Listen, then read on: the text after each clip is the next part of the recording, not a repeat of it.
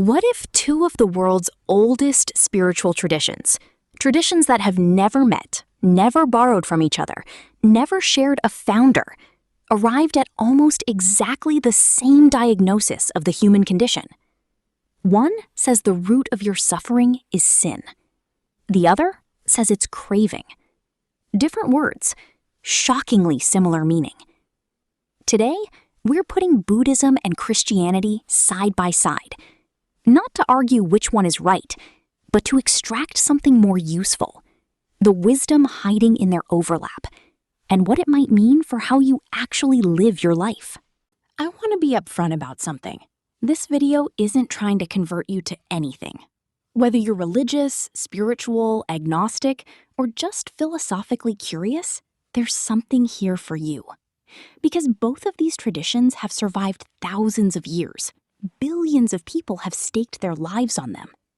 That's not something you dismiss, that's something you study. So let's do this properly. We'll look at where they differ, where they shockingly agree, and then, most importantly, what we can actually use from this comparison.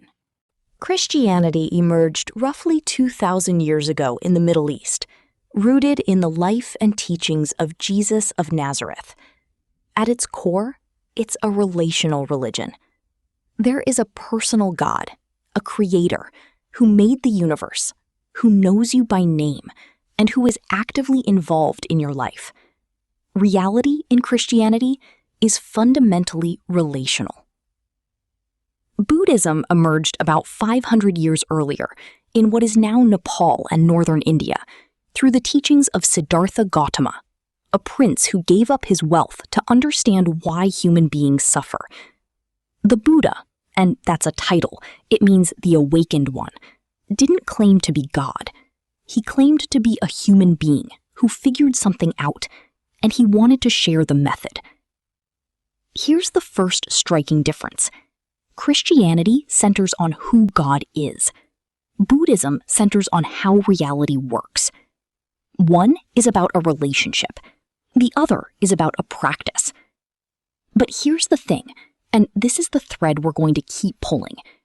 Both of them start with the same uncomfortable admission. Something is deeply wrong with the human condition. The diagnosis? Christianity calls it sin. And before you tune out, this isn't just about being bad. Theologically, sin means a fundamental disconnection from God. It's a broken relationship. And the engine of that brokenness? Pride, self-centeredness, the desire to be the center of your own universe. Buddhism calls the problem dukkha, often translated as suffering, but a more precise translation is dissatisfaction. That feeling that things are never quite right, that itch that can't be scratched. And what causes it? Tanha, craving, wanting things to be different than they are, clinging to things that can't last. And beneath that craving, ignorance, specifically ignorance about the nature of reality. Now, here's what I find remarkable. These are different words for the same root problem: self-centeredness, craving, pride, grasping, ego. Both traditions, independently, converge on the idea that human misery is largely self-generated. We suffer not primarily because the world is cruel, but because of the way we relate to the world. That's a confronting idea. And it's also, if you sit with it, a strangely hopeful one. Because if we're generating the problem, we might be able to change something about that. The solution. How do you fix it? This is where the two paths really diverge. Christianity's answer is grace. You can't fix yourself through willpower alone. The gap between who you are and who you're meant to be is too large. So God closes that gap through forgiveness, through relationship, through what Christians call salvation. It's fundamentally a gift received. Buddhism's answer is practice. The Buddha laid out what he called the Eightfold Path: right understanding, right intention, right speech, right action, right livelihood, right effort, right mindfulness, right concentration.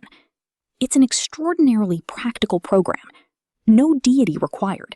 It's fundamentally a discipline undertaken. One says you need to be saved. The other says you need to wake up.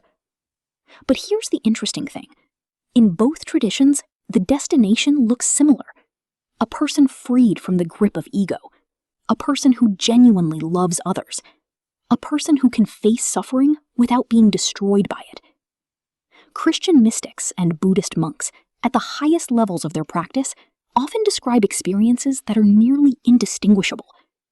There's a reason Thomas Merton, one of the most celebrated Christian monks of the 20th century, spent the last years of his life in deep dialogue with Zen Buddhism. The deepest difference is the self. If I had to pick the single most profound disagreement between these two traditions, it's this. What is the self? Christianity holds that the individual soul is real, eternal, and precious. God knows you. God loves you specifically. Your personhood doesn't dissolve. It's cherished and preserved even into eternity. Buddhism teaches anatta, no self. The self you think you are, that continuous, solid, permanent me, is actually a useful fiction. It's a bundle of constantly changing processes, thoughts, sensations, emotions, memories. There's no fixed you in there. And clinging to the illusion that there is, that's a primary source of suffering. These two views seem irreconcilable, and on a metaphysical level, they may be. But practically, they both point at the ego as the problem. Christianity says deny yourself and follow something greater. Buddhism says see through yourself and be liberated from illusion. The prescription is weirdly similar, even if the diagnosis differs. What this means for modern life. Okay, this is the part I really want you to think about, because all of that history and philosophy is only as valuable as what you do with it. Here are 5 pieces of wisdom from this comparison that I think are genuinely applicable to how we live now. We need both accountability and acceptance. Modern culture has gone soft on accountability.